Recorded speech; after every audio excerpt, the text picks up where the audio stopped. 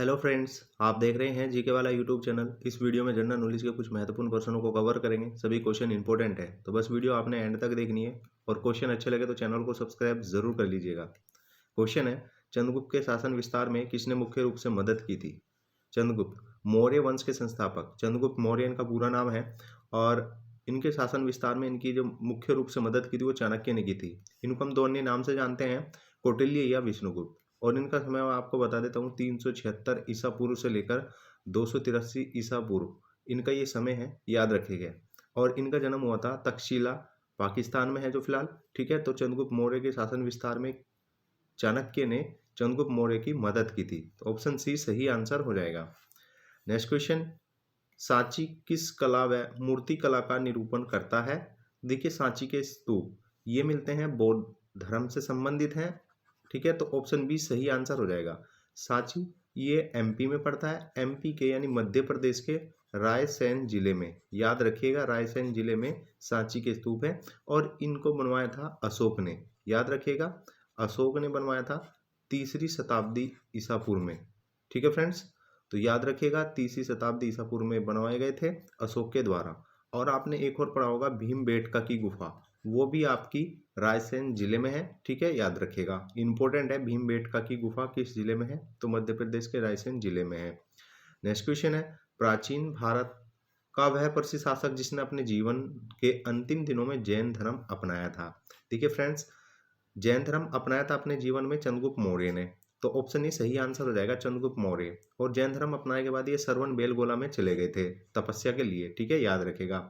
और अशोक इन्होंने बौद्ध धर्म अपनाया था, ठीक है। कलिंग युद्ध के बाद में, जो कलिंग युद्ध में नरसंहार हुआ था, उसको देखने के बाद 261 ईसा पूर्व के बाद में अशोक ने बौद्ध धर्म अपना लिया था, ठीक है। तो सांची के स्तूप भी बौद्ध धर्म से संबंधित है और अशोक ने बनवाए थे, याद रखिएगा। नेक्स्ट क्वेश्चन है, मौर्य साम्राज्य की स्थापना किसने की थी? मौर्य साम्राज्य की स्थापना की थी चंद्रगुप्त मौर्य ने। और इनका साथ किसने दिया था? चाणक्य ने दिया था, ठीक है।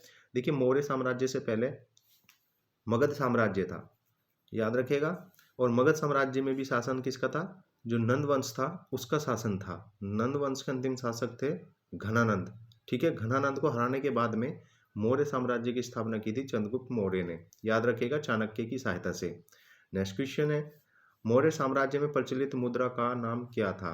देखिए, मौर्य साम्राज्य में जो प्रचलित मुद्रा थी वो पन थी, ऑप्शन ए सही आंसर हो जाएगा, पन।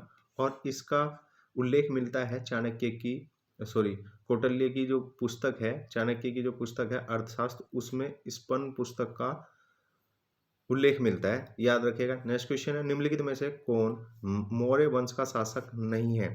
देखिए फ्रेंड्स, चंद्रगुप्त मौर्य मौर्य वंश के संस्थापक थे, अशोक ये भी मौर्य वंश थे, बिंदुसार ये भी मौर्य वंश से संबंधित थे। लेकिन अजातशत्रु ये मगध वंश के शासक थे, याद रखिएगा, मगध वंश, जिसको हम पृथहत्तक के रूप में भी जानते हैं, अजातशत्रु, ठीक है। और फ्रेंड्स, मैं आपको बता दूं, ये बिंबिसार के पुत्र थे, किसके? बिंबिसार के, ठीक है। और अजातशत्रु ने अपने पिता की हत्या करने के बाद मगध पर शासन किया था, ओके। और अजातशत्रु, एक महत्वपूर्ण घटना इनके काल में हुई थी, जो हमारे महात्मा बुद्ध थे उनका महापरिनिर्वाण इसी के समय में हुआ था, ठीक है, याद रखिएगा। तो बुद्ध का महापरिनिर्वाण किसके समय में हुआ था? अजातशत्रु के में। नेक्स्ट क्वेश्चन है, निम्नलिखित में से अशोक का उत्तराधिकारी कौन था? देखिए, अशोक का उत्तराधिकारी था कुमात। कहीं कहीं पर आपको कुणाल मिल जाएगा, याद रखिएगा, कुणाल कंफ्यूज नहीं होता है, कहीं कंफ्यूज नहीं होना, कहीं कहीं पर आपको कुमात मिल जाएगा, कहीं कहीं पर कुणाल मिल जाएगा। तो अशोक का उत्तराधिकारी था कुमात या कुणाल, ऑप्शन ए सही आंसर हो जाएगा। नेक्स्ट क्वेश्चन है, मुद्राक्षस का लेखक निम्न में से कौन है? इस क्वेश्चन का सही आंसर ऑप्शन बी हो जाएगा, विशाख दत्त। तो मुद्राक्षस पुस्तक के लेखक विशाख दत्त हैं, ऑप्शन बी सही आंसर हो जाएगा।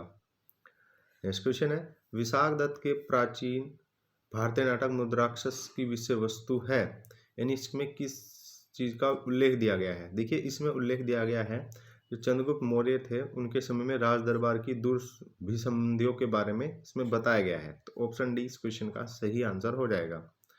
चलिए नेक्स्ट क्वेश्चन, मालवा गुजरात और महाराष्ट्र किस शासक ने पहली बार जीते थे? देखिए, मालवा गुजरात और महाराष्ट्र को सबसे पहले जीते थे चंद्रगुप्त मौर्य ने, ऑप्शन डी इस क्वेश्चन का सही आंसर हो जाएगा, चंद्रगुप्त मौर्य, ठीक है। तो ये कुछ महत्वपूर्ण प्रश्न हमने यहाँ पर कवर किए।